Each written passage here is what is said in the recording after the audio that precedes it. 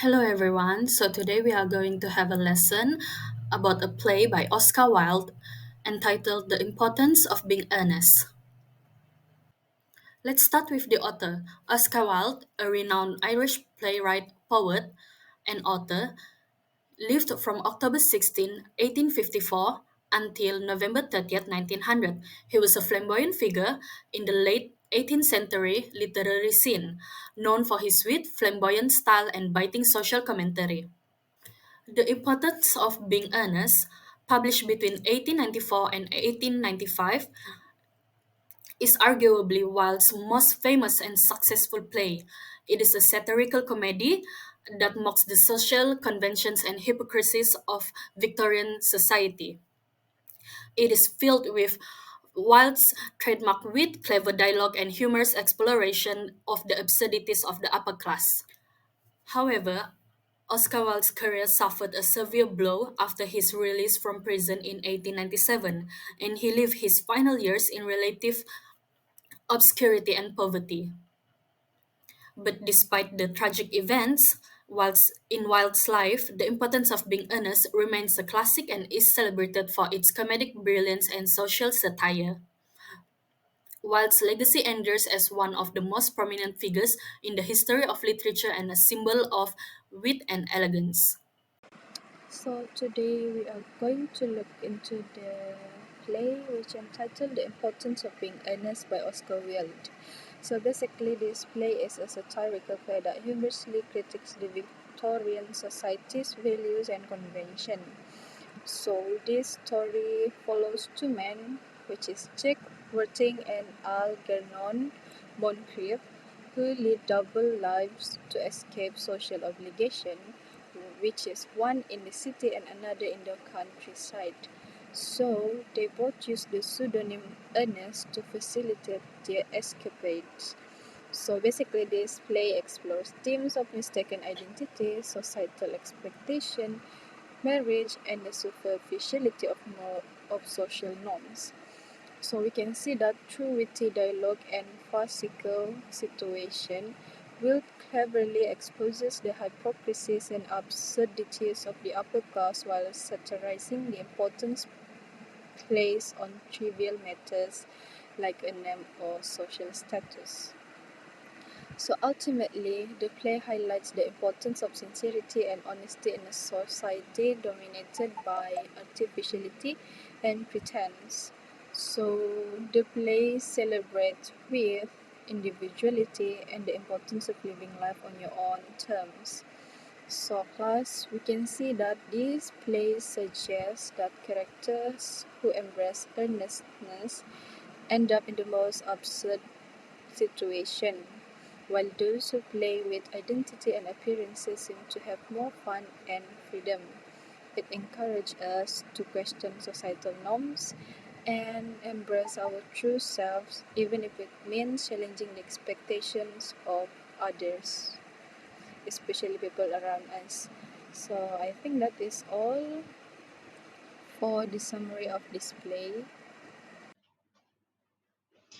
Okay, moving forward, we're going to talk about the characters.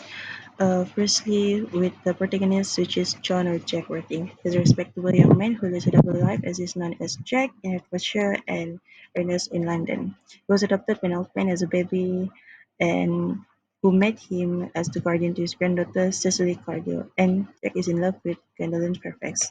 Next, we have Algernon Moncrief, who is nephew of Lady Bracknell, a cousin of Gwendolyn Fairfax, as well as a good friend of Jack or Ernest. And then Ergonon lives in London and has created a fictitious friend to get away from social events. Next, we have Gwendolyn Fairfax, who is the cousin of Algernon's and Lady Bracknell's daughter.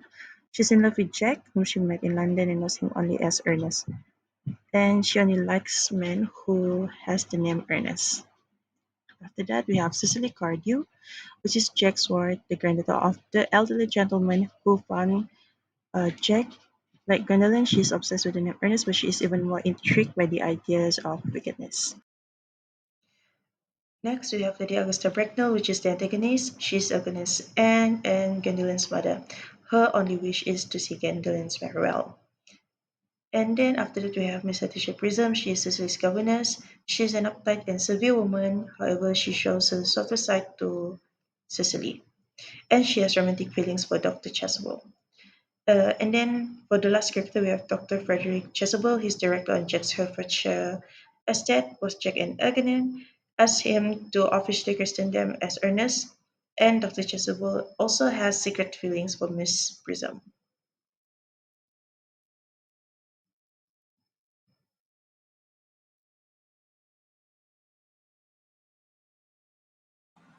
Next, we are going to discuss about themes. So, there are two themes in this literature, which is marriage and love, and also morality and ethics. The first one is marriage and love. The theme of marriage is explored through satire, emphasizing the trivial reason for pursuing matrimony in Victorian society, and the characters such as Gwendolyn and Cicely are fixated on the name Ernest rather than the genuine qualities of their suitors.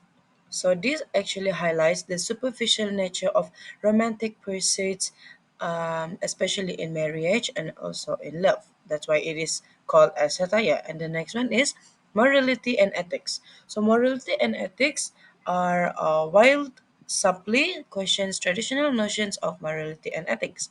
The character engage in deceit and manipulation, yet the consequences are comically light. So for settings, it sets in London and the English countryside in the late 19th century during the Victorian era. So in this play, they have three acts, which Act 1, Act 2, and Act 3. So for Act 1, they are mainly focused on in Half Moon Street, which where Algernon Moncrief's flat is located. For Act 2 and Act 3, they mainly focus it in Hertfordshire, where Jack Worthing's country house is located. So, the settings for the play actually represents the class differences between the characters.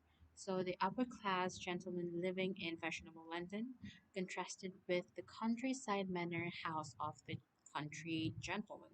So the settings are indicative of Victorian society and the social rules and expectations of the upper classes during that time period. Alright, so that is all from us. We have discussed the author, summary, characters and characteristics, themes, and also the settings of the literature, which is the importance of being earnest. That's all from our group. Thank you.